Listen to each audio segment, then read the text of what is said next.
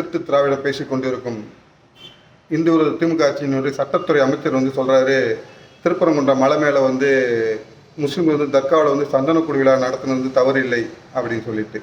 ஏன்னா அங்கே வந்து தீபம் ஏற்றினா தான் தவறு. காலங்காலமாக ஏற்றி கொண்டு வந்து இந்துக்கள் ஏற்றி தீபத்தை ஏற்றினா தான் தப்பு. ஏன்னா மதுரை வந்து கொண்டு பாகிஸ்தானில் வச்சுட்டாங்க. அதனால் அங்கே போயிட்டு தீபம் ஏற்றுறது வந்து தப்பு. சந்தனக்கூடு விழா நடத்துறது கரெக்டு. அது நல்ல விஷயம் அவங்கள பொறுத்த வரைக்கும். தீர்ப்பு கொடுத்ததுக்கு இன்னும் வந்து பார்த்திங்கன்னா இது வந்து ஒரு மிகப்பெரிய அநியாயம் இந்துக்களுக்கு அளிக்கப்பட்டது.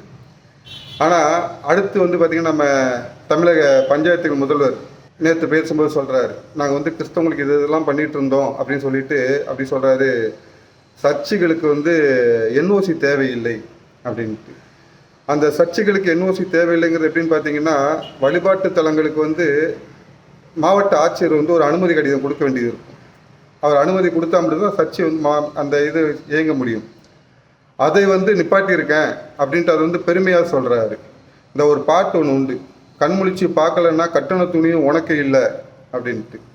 அந்த நிலமை தான் இந்துக்களுக்கு இன்னைக்கு. நீங்கள் வந்து கண்ணை மூடிட்டு உட்காந்துட்டீங்கன்னா, எருமாடு மேலே மழை பெஞ்ச மாதிரி திமுக என்ன பண்ணாலும் பரவாயில்ல அப்படின்னு இருந்துகிட்டே இருந்தீங்கன்னா நாளைக்கு கட்டண துணியோட உங்களுக்கு கிடையாது.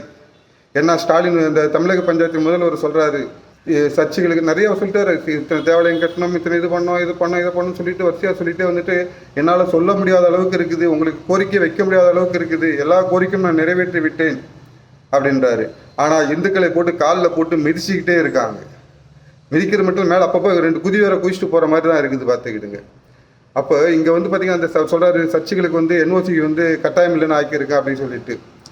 பொதுவாக இந்துக்கள் பெரும்பான்மையாக வச்சுக்க இந்துக்களுக்கு வந்து கடைசி ஆயுதமாக அதுதான் இருந்துச்சு. ஏன்னா திடீர்னு தெருவுக்குள்ள ஒருத்தவங்க வீடை கட்டிக்கிட்டு ஒரு 4 ஸ்பீக்கருக்கு மேலே வச்சுட்டு கத்த ஆரம்பிச்சிடும், அல்லேலியா, ஒரு 4 ஸ்பீக்கர் மேலே வச்சு கத்த ஆரம்பிச்சிடுவான், அல்லேலியா ஆலேலியா அப்படின்ட்டு.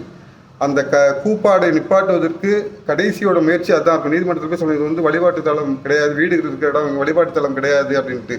ஆனால் இப்போ என்ன ஆகுது, மாவட்ட ஆட்சியர் வந்து அதை வந்து என்ஓசி கொடுக்கறதுக்கு வந்து இவங்க ஃப்ரீ பண்ணி விட்டு அவங்க டெக்னிக்கா மாவட்ட கலெக்டர் வந்து அதுக்கு அனுமதி கொடுக்க வேண்டிய அவசியம் இல்லை என்ற நிலைமையை கொண்டு வந்து வச்சுருக்காங்க. அதனால் பார்த்திங்கன்னா வீட்டுக்கு வீடு வந்து தெருவுக்கு சொல்கிற வீட்டுக்கு பக்கத்து வீட்டில் ஒருத்தர் வந்து சர்ச்சை ஆரம்பிக்க வாய்ப்பு உண்டு. இந்துக்கள் வந்து காதை மூடிக்கணும், இல்லைன்னா இங்கேருந்து காலி பண்ணி வேறு ஸ்டேட்டுக்கு வேறு நாட்டுக்கு தான் போகணும். ஏன்னா அந்த ஒரு கொடூர நிலைமைக்கு வந்து நம்மளை ஆளாக்காமல் விடமாட்டாங்க திராவிட முன்னேற்ற கழகத்தினர். அதனால் 2026 தேர்தலில் வந்து நீங்கள் தப்பி தவறி விட திமுக ஓட்டு போட்டிங்கன்னா ஏற்கனவே சொன்ன கட்டணத்தை விட உங்களுக்கு கிடையாது, பார்த்துக்கிடுங்க.